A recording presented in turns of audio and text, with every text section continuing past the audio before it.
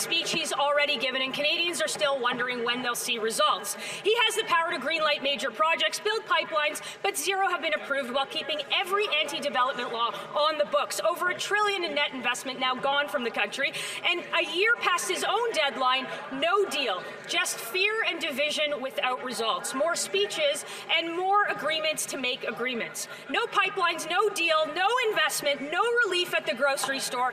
When does the Prime Minister stop auditioning for the job that he already has? I'll help her get off clickbait and go through the province. $8 billion in Goose Bay. A new transmission line between Nova Scotia and Newfoundland. A new wind farm in Nova Scotia. A new port in Montreal. A new SMR in Ontario. A new mine in Manitoba. Multiple new mines in Saskatchewan. New CCUS in Alberta. A new pipeline in Alberta. New LNG in BC. Maybe they should get out of the clickbait. Things announced and not a single one of those things built. And I'll give him some new numbers from today. And the new numbers are, in March, Canada had the worst food inflation in the G7.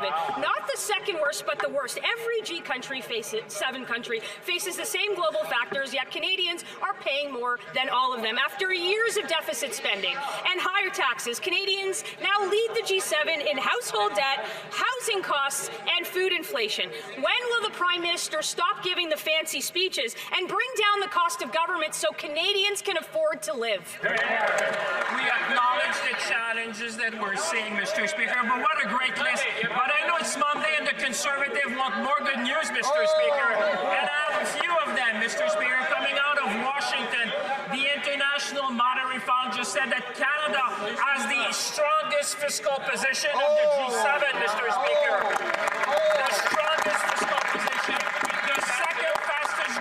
G7, Mr. Speaker, almost twice as Germany and Japan.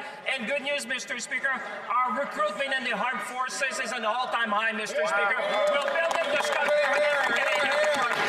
That is arrogance on display. The minister thinks that everything is going fine. But for everyone drawing a paycheck, feeding a family, or paying a mortgage, that reality is much different. Last month, the Prime Minister stood in this House and, quote, said, quote, affordability is the best it's been in over a decade. While we get the same speeches for 4 straight months and running, Canada has had the worst food inflation of all of our allies, and that too deserves a speech. On top of all of that, Canada has the highest household debt and the only shrinking economy in the G7. If affordability is the best it's been in a decade, then I have one question for him. For whom? While this government's been focused on giving Canadians a boost today and a bridge to tomorrow, you know what the opposition's been doing, Mr. Speaker? Sticking spokes in the wheels of Canadians, whether it's affordable childcare, building major projects, training skilled trades workers, making sure youth can afford post-secondary education, feeding kids at school. It doesn't matter, Mr. Speaker, what the support is. They say no. They have no vision for this country and no vision for Canadians. The only thing emptier than the Prime Minister's weekend of recycled speeches are Canadians' shelves, stomachs, and gas tanks. Today's data confirm Canadians have the highest food inflation in the G7 for the 4th straight month. The Liberals can't blame global factors. Their industrial carbon tax and the Liberal fuel standard have made our food and fuel more expensive. Why won't the Prime Minister cut the recycled speeches and cut the Liberal fuel taxes for the rest of the year instead?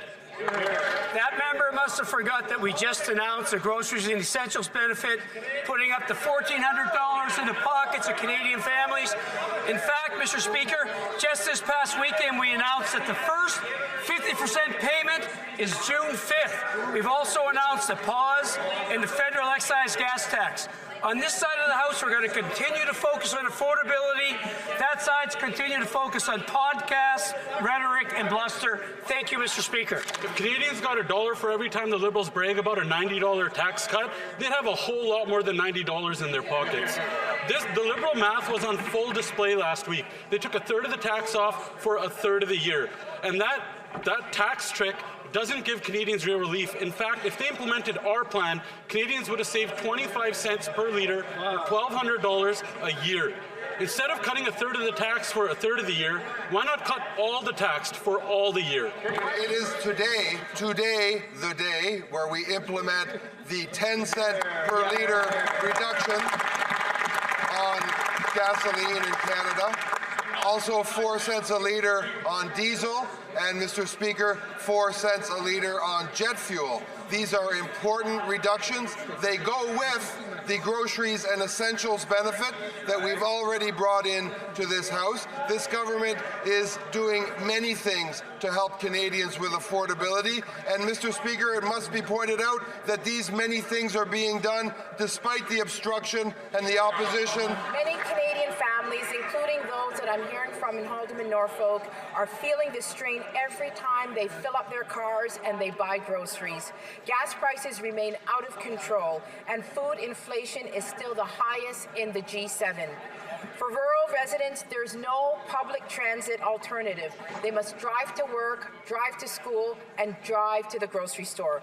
When will this Prime Minister finally deliver real relief and end the federal taxes on gas for the rest of the year? We are listening to Canadians and delivering relief at the pump. 10 cents a litre today, 4 cents on jet fuel and 4 cents on diesel. Recently, I spoke with the CEO of Montreal's Welcome Home mission about lifting the federal gas tax, and he told me it is, quote, a welcome measure that translates into meaningful cost savings, allowing more resources to be directed to providing core services. Our government continues to listen to people, including community leaders like the Welcome Home mission, as we lower costs and help families make ends meet.